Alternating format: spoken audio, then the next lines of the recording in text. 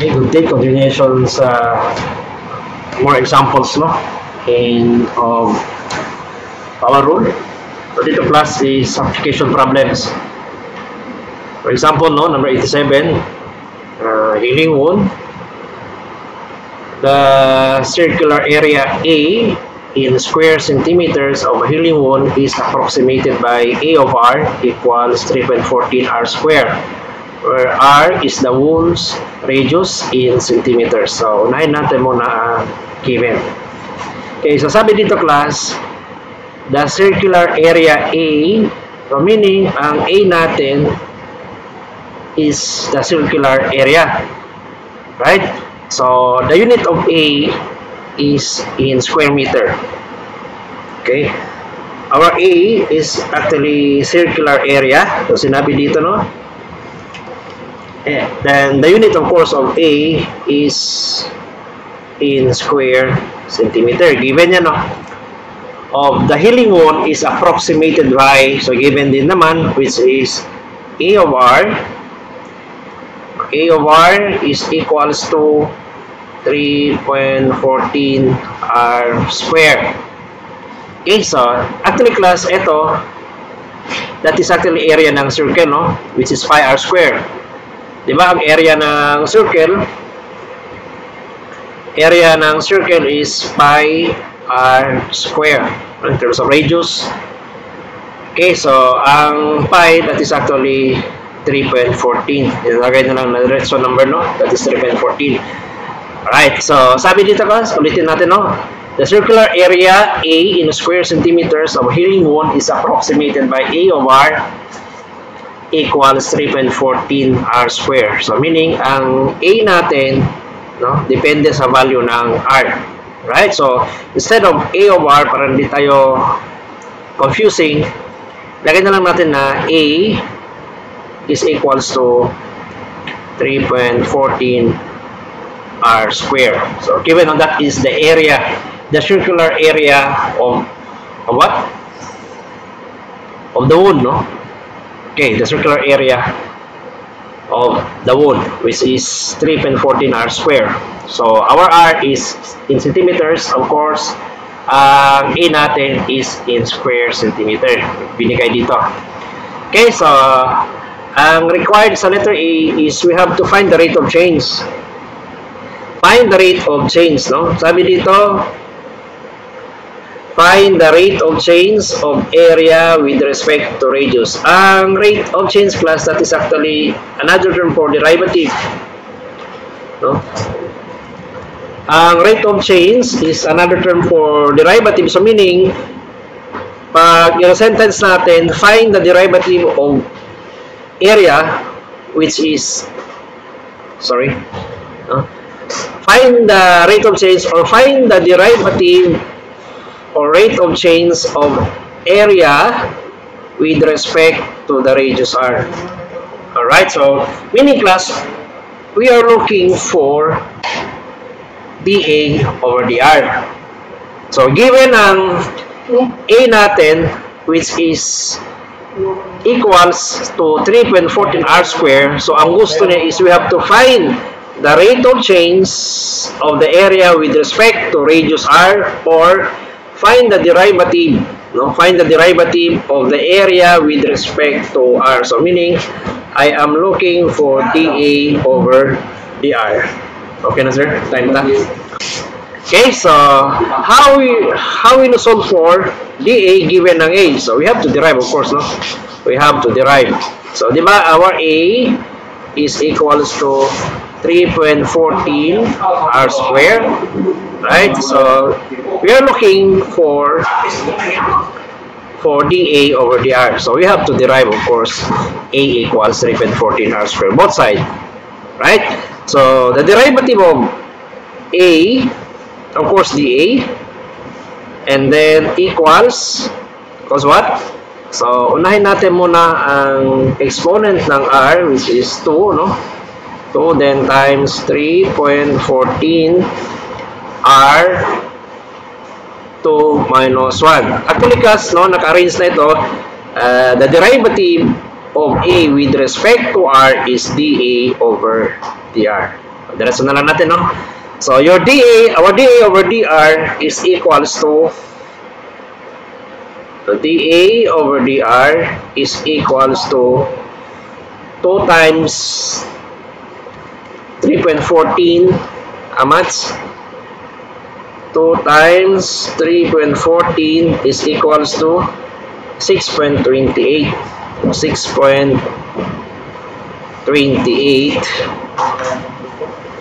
R. Okay? So, actually, class, ayan, no? Our dA over dr is equals to 6.28 R. May binigay ba na R? With respect. So, wala, no? Wala, no? Okay, so find the radius. Find the rate of change of the area with respect to radius R. Okay, so our dA over dr is equals to 6.28 R. Actually, class, so sa letter B na tanong, ano yan? Explain the meaning of your answer. Actually, ang answer natin is right? Di ba ang circumference ng circle is 2 pi r? Yan, no? Ang area ng circle, of course, is pi r square. Pi r square. Then, the circumference of the circle, kung ito ang circle, nandito yung area, which is equals to pi r square. Kung ganito ang circle, ito yung sinasabi niya na circumference, which is equals to 2 pi r. So, kung i-multiply natin ang, ang 2 pi r, using calculator, 2 shape pi is equals to 6.28. Okay, so that is 6.28. So pareho na sila, class, no? Actually,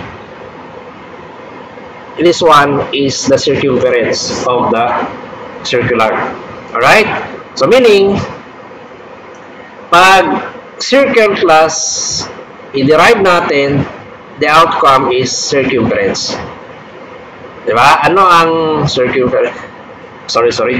If we derive the area of the circle, pag i-derive natin ang area ng circle, the outcome is the circumference of the circle. Diba? Circumference of the circle.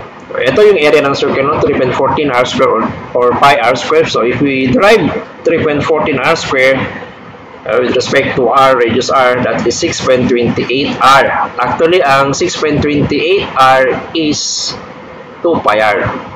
Okay? Which is, eto, class, ang sinasabi niya na circumference ng circle. Circumference. Okay? So, next example. Okay. Another one, no? Number 88. So, sabi dito, the circumference C in centimeters of the healing wound is approximated by C of R is equals to 6.28, where R is the wound's radius in centimeters. So, given dito, class, sinabi niya, ang C daw natin sa equation is circumference. So, alam na natin, no, ang circumference ng circle. Pag pinag-usapan, class, circumference, that is actually circle, no? Hindi siya pwede magiging rectangle. Ang rectangle, pwede diagonal, no? So, ngayon, ang sinabi niya, circumference C, meaning, pag pinag-usapan natin circumference, that is actually circle. So, the circumference C in centimeters, meaning, your C, our C, is the circumference, the unit is in centimeter. No? So, sinabi niya, no? Yan, no? The circumference C in centimeters of the healing wound is approximated by C of R is equals to 6.28 R, or that is actually 2 pi R, no? So, meaning, ang equation na to, our C, nakadepende sa value ng R. Yun lang, no? So, para hindi confusing, palitan ko ang C of R, gawin ko ang C na lang. Okay, so, C is equals to 6.28 R. Right? So, ang tanong sa letter A is find the rate of change of circumference with respect to R. So, ito, no? Find the rate of change. Ang rate of change, ano ba yun? That is actually the derivative. So, in other words, the derivative of circumference with respect to radius r, meaning I am looking class for dc over dr. Okay, so we just derive this one, no? To obtain dc, kasi c ang given, we have to derive c. Diba? The derivative of c is dc, derivative of r dr. So pwede na natin i-derive ito, no? Kasi we are looking for the rate of change of circumference with respect to the radius or dc over dr. So the derivative of c with respect to r is dc over dr. Right? Shortcut na lang natin. And then may 1 dito, no? So 1 times 6.28, then r1 minus 1. And follow, that's the rules of derivation. So dc over dr is equals to 1 times 6.28 is 6.28, and r1 minus 1 is 0. So since 0 ang exponent ng r, that is actually equals to 1. So 6.28 times 1 is 6.28. Okay, so yan, no? So ano kaya ang 6.28? That is actually 2 pi. Alright? Explain the meaning of your answer in part A. So ang 6.28 is 2 pi. Ano ibig sabihin ng 2 pi? 2 pi, that is actually 1 circle, no? 2 pi, diba? 2 pi is equals to 360 degree. Ang 360 is equivalent to 1 circle. Okay, 1 circle. Right? So, let's proceed to another example. Number 89. Ang number 89 class, that is the growth of a baby. Sabi dito, no? The median weight of a boy whose age is between 0 to 36 months can be approximated by the function w of t. So, sorry. Meaning, ang w natin nakadepende sa value ng t. Kung 1 ang t, may corresponding value ng w. Kung 2 ang t, may corresponding value ng w. Where t is measured in months. So, meaning, ang t natin sa given equation dapat naka-measured in months, naka-define. And of course, our W measured in pounds. So, let's say, our W measured in pounds. For example, kung W natin equals to, that is actually 2 pounds. For example lang, ha. And then, our T must be measured in, where T is measured in months. So, for example, mayroon tayong 5, that is referring to 5 months. Right? Sinabi, no, sa problem given instruction. Okay, so you look at the graph. If you look at the graph, ang horizontal line class, that nakadefine ang horizontal line natin as our t in months, no? Sabi dito age in months. So eto 5 months, 10 months, and 35 months. And then ang vertical line, nakadefine ang vertical line natin as our W. Ano ba yung W? That is actually median weight measured in pounds. So ito ang graph, no? Graph yan. Between W and T in months. Okay, so use this approximation to find the following for a boy with median weight. So letter A. Letter A, ano ba yung W natin? May binigay, no? W is equals to W of T is equals to what? 8.15 plus 1.82T minus 0.059 5960 square, and then plus 0.00758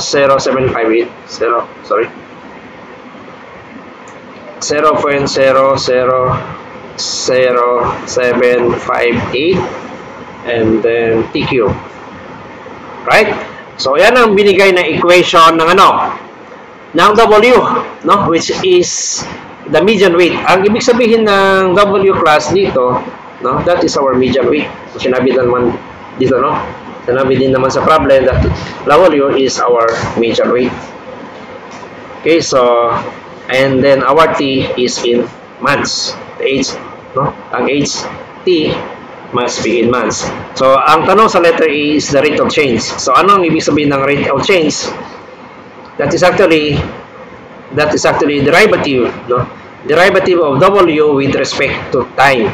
Diba? Clear naman, klaro naman, diba?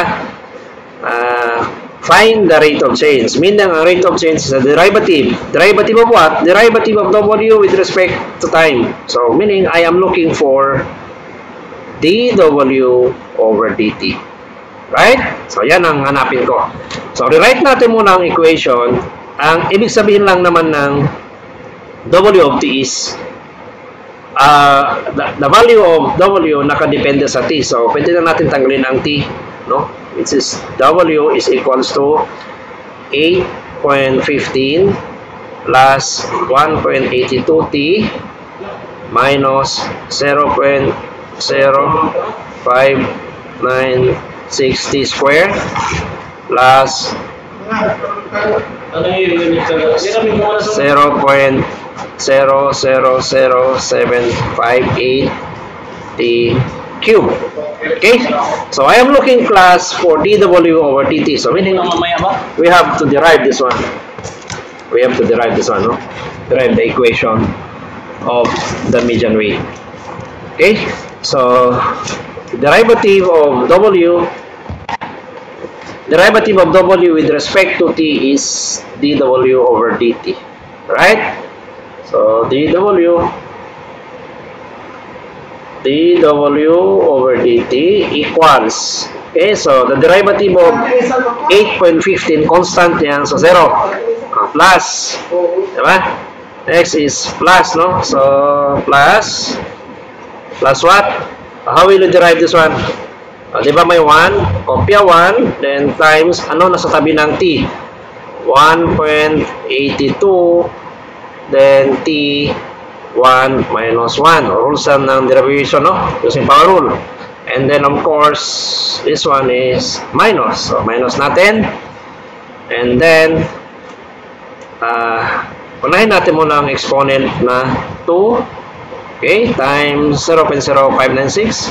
0.0596. Right? So, t. And then, of course, 2 minus 1. Okay, so next is plus ano? Ito, plus. So we have to add plus, kopya natin muna ang exponent 3 and then times coefficient or number na sabi ng t cube. This is 0.00758 and then t 3 minus 1. So yan, no? Rules ng power rule, finding dW over dt. So the next step is we have to simplify. So simplifying this one, dW over dt, okay, so equals to 0 na ito. Palitan ko na ang color. How much is 1? That is 1 times 1.82 is 1.82. Sorry. 1.82, then t to the power of 0. Okay, so negative times positive, no? Positive dito. Diba? So negative times positive is negative. So 2 times 0.0596. 2 times 0.0596. 2 times 0.0596 equals 0.1192. Right? So, 0.1192, okay, of course, no? T, 2 minus 1 is 1. Understood, may 1 na dito, no? And then, of course, plus, plus what? Positive times positive is positive. So, 3 times 0.00758. Okay, 3 times 0.00758 is just equals to ano yan? 2.274 74 what? 2.274 times 10 negative 3. Times 10 negative 3 t, and then 3 minus 1. That is 3 minus 1 is the square. Alright? So, ano ba yung ulitin ko yung tanong? Okay, find the rate of change. Tama na ba? Let me check. 0.00, okay, 0.00758. Then 0.00 mistake. 0.00.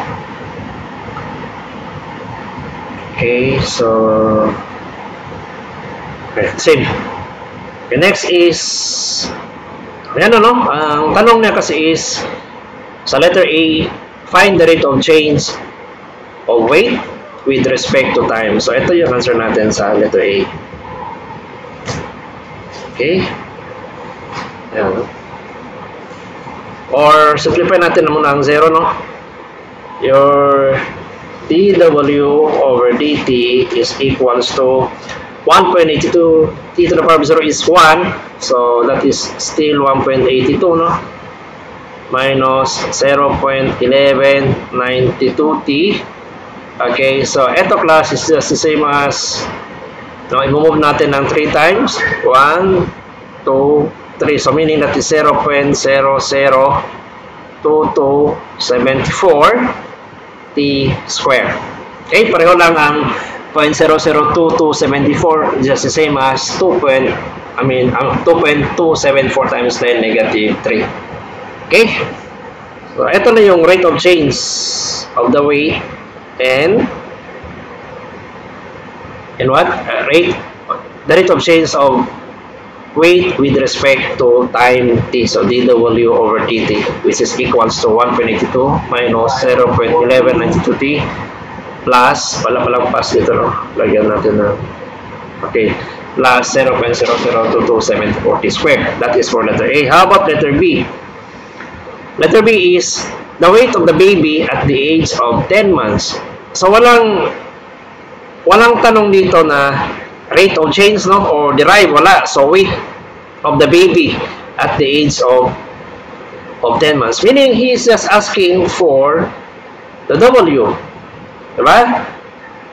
He is just asking for W kasi ang sa letter B, ang tanong niya is the weight of the baby at the age of 10 months. Walang rate of change sinabi dito sa letter B, walang derivative dito. Sabi, he is just asking for the weight of the baby, W, no? So meaning, ito lang ang kukunin natin, then we will substitute it by how much? 10. So W equals 8.15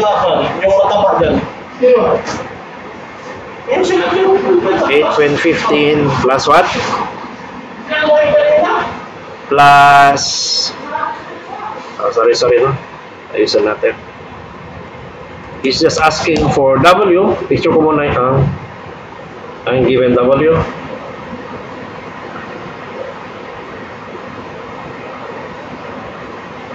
Okay, so letter B, no, he's just asking for the weight of the baby. So meaning we just solving for W. Alright? So W of T or W is, di ba, ang given doon is 8.15 times 1.82t minus 0.0596t square, okay, plus 0.0000758 t cube. Okay, so our t of course is 10, no? Sinabi dyan na 10 months. So the weight of the baby is W, not dw over dt. Okay, so we're just solving for W. So i-substitute lang natin. Our W is 8.15 plus 1.82 times our t is 10 and minus 0.0596 then 10 square, okay, plus 0.000758 10 cube. Okay, what is 10 cube? What is our W? using calculator. Alright, so 8.15 plus 1.82 times 10 minus 0.0596 times 10 square times 10 square 11, no, is 10 square. Okay, plus 0.00758 times 10 cube. 10 cube then equals how much? 21.148. Okay, so that is 21.148 pounds. Kasi our W naka-define in pounds. Okay? So, letter C, rate of change of the baby's weight. So, ito no. Ang sa letter C class is what? Find the rate of change of the baby's weight with respect to time. So, meaning, that is DW kasi ang ibig sabihin ng rate of change, that's the derivative. Derivative of what? Of the weight W with respect to the time. So, meaning, ito ang gagamitin natin. dW over dt. Then, given ang t natin is equals to 10 months. Okay? So, ngayon, no? We are using this one. We are using, meron natin equation ng dW over dt. Okay, so our dW for letter C, no? Kasi we are looking class for dW over dt. Kasi, no? So letter C is find the rate of change of the baby's weight. This one, no? dW, or this one, with respect to time. So may nasolve na tayo. So we just use this one, no? So letter C. Letter C, no? So dW over dt is equals to 1.82 minus 0.1192 t plus 0.00 what? 2274 t square. Then our t is equals to 10. No, sinabi dyan na 10. So substitute lang natin. dW over, nandyan, okay na dyan? Battery. dW over dt is 1.82 minus 0.1192 times our t is 10, of course, plus 0.002274 and t square. Okay? So, our dW over dt over dt is equals to, okay, using calculator,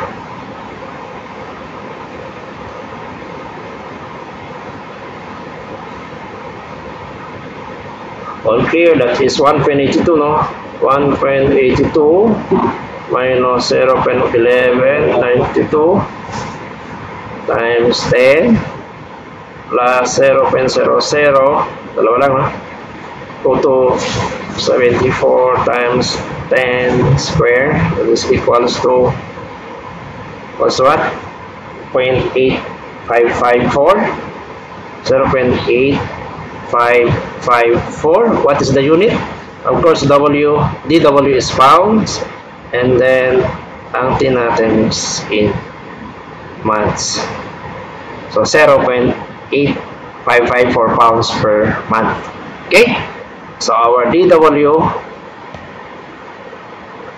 over dt is equals to 0.8554 pounds per month. Okay, so you know, so just keep on solving ang mga examples na nasolve natin. Just keep on repetition. Thank you very much for watching.